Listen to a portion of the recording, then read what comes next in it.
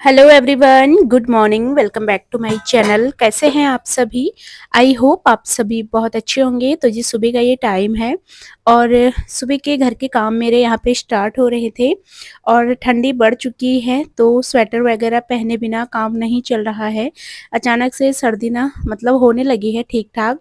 जितनी नवंबर दिसंबर में होती है मतलब अक्टूबर के बाद तो सर्दी स्टार्ट अच्छी खासी हो जाती है और अभी उतनी ठंडी है नहीं, नवंबर में भी ठीक-ठाक है, पर इतनी तेज़ ठंडी हमारे यहाँ पे अभी नहीं हो रही है। तो सुबह का टाइम था, मुझे लगानी थी मशीन। मैंने अपना ये वॉशिंग पाउडर मैं लेके आई थी जो कि बाहर बिल्कुल ख़त्म था जिस कंटेनर में मैं रखती हूँ। तो मैंने अपना वॉशिंग पाउडर खोला, इसमें मैंने डाल देती हूँ क्योंकि बड़ा पैकेट लाती हूँ ना, तो गिरने का डर लगता है, तो मैं छोटे से कंटेनर में रख लेती हूँ। थोड़ा-थोड़ा करके यूज़ करती रहती हूँ। और मशीन मैंने लगा दी है। आज का मौसम आपको दिखाते हैं, बहुत ही प्यारा-सा मौसम है। धूप भी निकल चुकी है और सर्दियों की सुबह ना बहुत प्यारी लगती है। खिलती हुई धूप और हल्का-फुल्का कोहरा जो कि देखने में बहुत प्यारा लगता है। सुबह के 8 बजे का ये टाइम था, साढ़े 7 या 8 बजे का टाइम होगा, मैंने उस टाइम पे मशीन लगा दी थी और ये टाइम होगा 8 बजे के बाद का ही क्योंकि मैं बना रही हूँ अपने हस्बैंड जी के लिए नाश्ता। 8 बजे मेरे हस्बैंड जिम से आते हैं, तो जब तक वो नहाते-धोते हैं, तब तक मुझे उनके लिए ब्रेकफ़ास्ट तैयार करके रखना होता है। तो आज उनके ब्रेकफ़ास्ट में मैं बना रही हूँ बेसन के चीले। तो मैंने इसका बैटर तैयार कर दिया था, बेसन, प्याज़, टमाटर, हरा धनिया, हरी मिर्ची, थोड़ा-सा काली मिर्ची पाउडर, ये सारी चीज़ें डाल के बैटर तैयार हो चुका था और अब यहाँ पे क्रिस्पी-क्रिस्पी से चीले मेरे हस्बैंड को पसंद है, तो मैं इनको अच्छे से पकाती हूँ। अगर थोड़ा सॉफ्ट रहते हैं ना तो उनको लगता है चीला कच्चा है और उनको क्रिस्पी रोटियाँ भी उनको क्रिस्पी ही पसंद है और चीले भी उनको क्रिस्पी पसंद है। तो यहाँ पे ये जो मैसर होता है ना, मैसर की हेल्प से इनको प्रेस कर के मैं अच्छे से कुक कर लूँगी। और सुबह नाश्ते में अगर आप बेसन का चीला खाते हैं तो ये बहुत ही बढ़िया ऑप्शन होता है, बहुत ही हेल्दी ऑप्शन होता है आपके नाश्ते के लिए।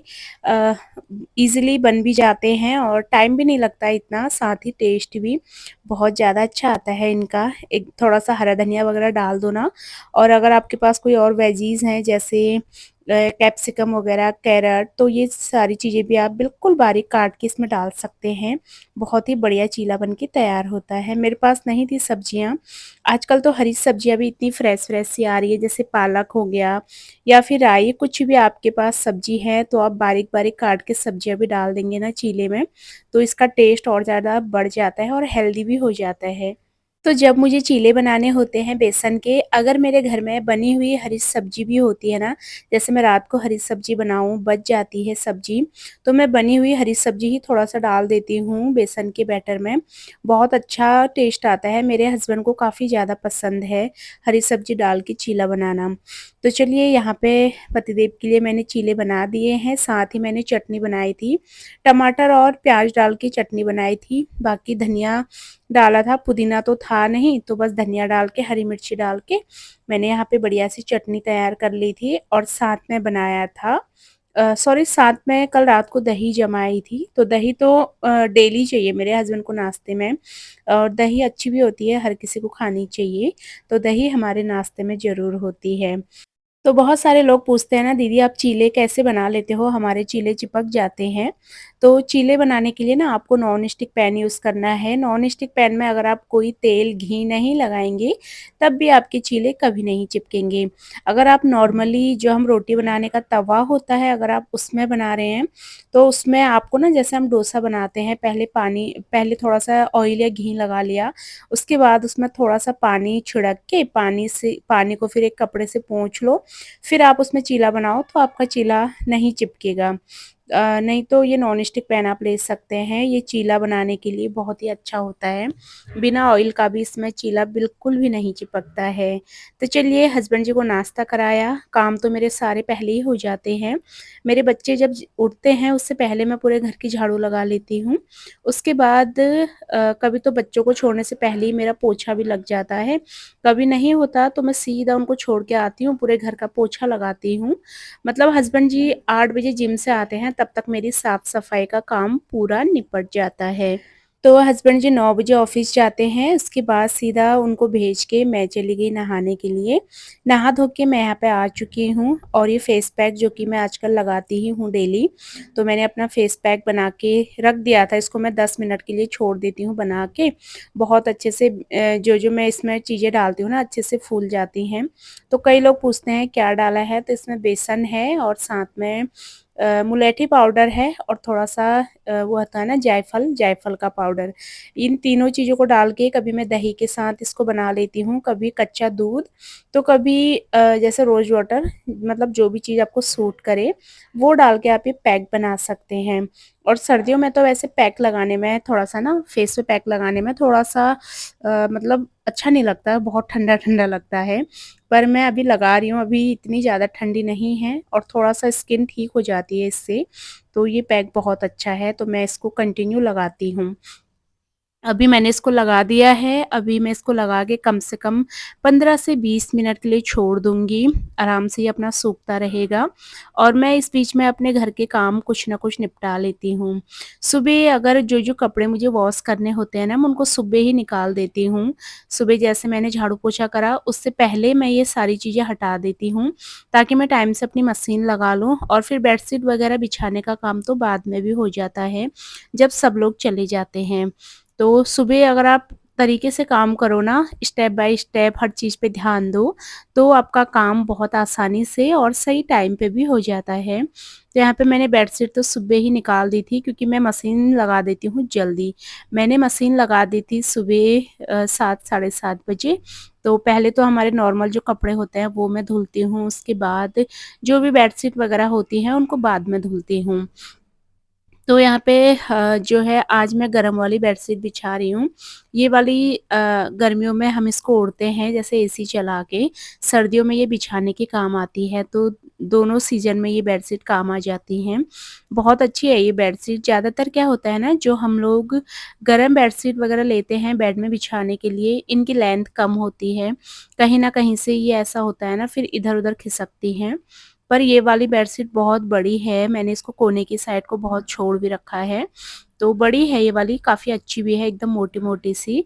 और सर्दियों में अगर ऐसी बेडशीट हम लोग बिछाते हैं ना, तो इनमें लेटने में बहुत अच्छा लगता है, क्योंकि कॉटन की बेडशीट में तो लेटना मतलब मुश्किल होता है बहुत ज़्यादा, क्योंकि बहुत ठंडी-ठंडी लगती है ना कॉटन।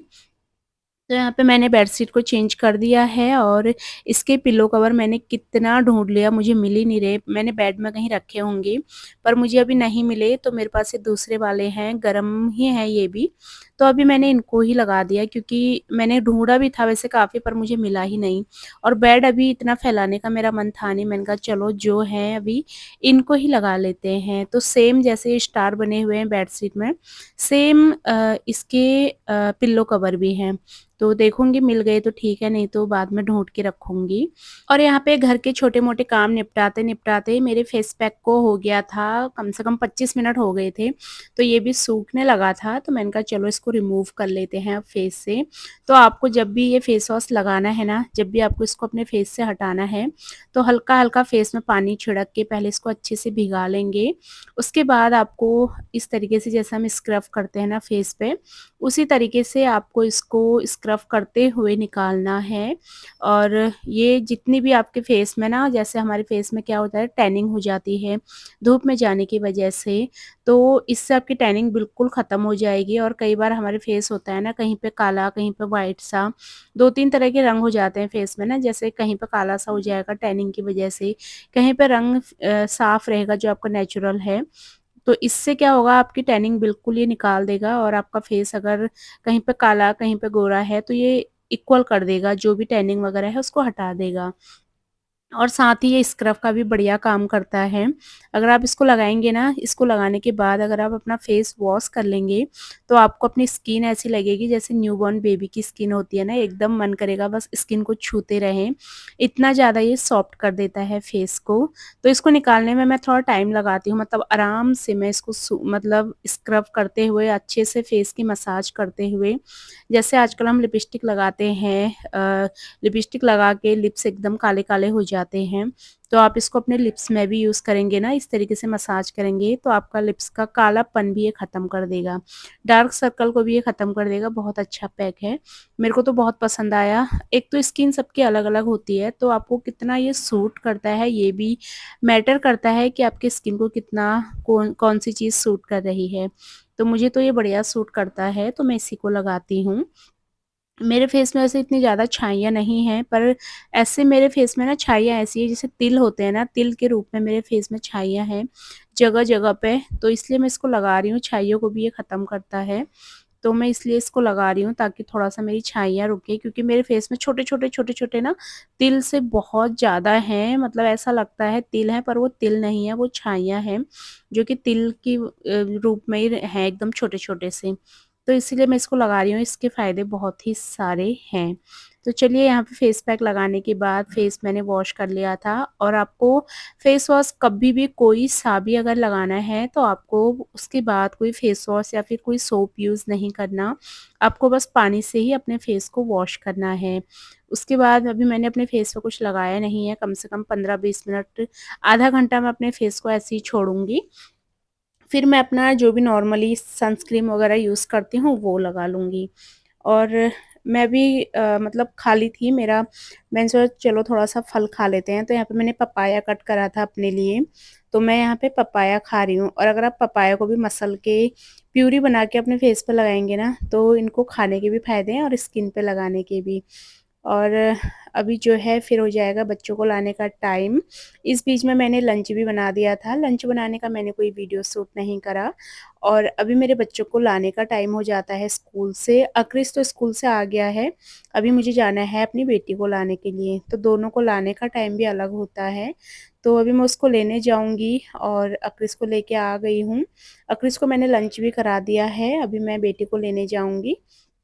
क्रिस को लेने गई ना, मैंने बाल भी नहीं बनाए थे, मैंने ऐसे ही जूड़ा बाँधा और मैं चली गई, क्योंकि उस टाइम पे मुझे लेट हो रहा था। तो अभी मैं अपने बाल बाँध लूँगी, चोटी बना लूँगी, क्योंकि हमेशा जूड़ा बना-बना के भी ना बालों में दर्द होने लगता है और बाल फिर टूटने भी लगते हैं। तो मैंने कहा अभी मैं चोटी कर लेती हूँ, नहीं तो मैं हमेशा आप मुझे जूड़े में ही देखते होंगे, क्योंकि खुले बालों में ना मुझे इतना अच्छा नहीं लगता। जूड़ा अपना बाँध लो तो मुझे ज़्यादा कम्फ़र्ट लगता है। मतलब जैसे ही आप अपने शरीर को आदत डालो, वैसे ही आपकी बॉडी ढल जाती है। अगर आप दिन-रात खुले बाल करके रहोगे, 1 हफ्ता भी, तो आपको खुले बाल करके भी कोई प्रॉब्लम नहीं होगी। अब जो मेरी तरह खुले बाल नहीं रख सकते, उनको तो फिर या तो जूड़ा बाँधना है या फिर चोटी करनी है। सेम मेरी भी आदत यही है, मैं खुले बाल में नहीं रह सकती हूँ। तो यहाँ पे मैं अपनी चोटी बाँध लूँगी, अब ये सीधा खुलेगी कल सुबह या फिर रात को सोते टाइम, क्योंकि रात को सोते टाइम मैं चोटी बना के या जूड़ा बना के नहीं सो सकती। मैं बाल ऐसे खुले छोड़ देती हूँ तब सोती हूँ, नहीं तो मुझे नींद नहीं आती। बाल इधर-उधर खींचते हैं ना, तो रात को अपना खोल के सो जाओ ना, तो बालों को भी थोड़ा रिलैक्स मिलता है, खुले होते हैं तो खींचते भी नहीं हैं। और हमारी स्कैल्प को भी ना थोड़ा-सा रिलैक्स मिलता है, नहीं तो बाल जड़ों से खींचते हैं ना, तो हमारी स्कैल्प भी परेशान होती है। तो रात को खुला छोड़ दो ना, तो सर को बहुत ज़्यादा मेरे तो आराम मिलता है। तो इसलिए मैं ज़्यादातर रात को बालों को ऐसे ही खुला छोड़ देती हूँ और फिर सो जाती हूँ। अभी जो है इस छोटी-सी वीडियो को भी यहीं पे एंड करूँगी। उम्मीद करूँगी आपको आज का वीडियो भी पसंद आया होगा। अगर आपको मेरा वीडियो पसंद आता है, तो प्लीज़ आप मेरे चैनल को सब्सक्राइब कर लेना। मेरी वीडियोज़ को लाइक और शेयर करना बिल्कुल मत भूलना। मैं आप सबसे मिलूँगी अपनी अगली नई वीडियो में, तब तक के लिए आप सभी लोग अपना ध्यान रखिए, खुश रहिए, bye bye and take care.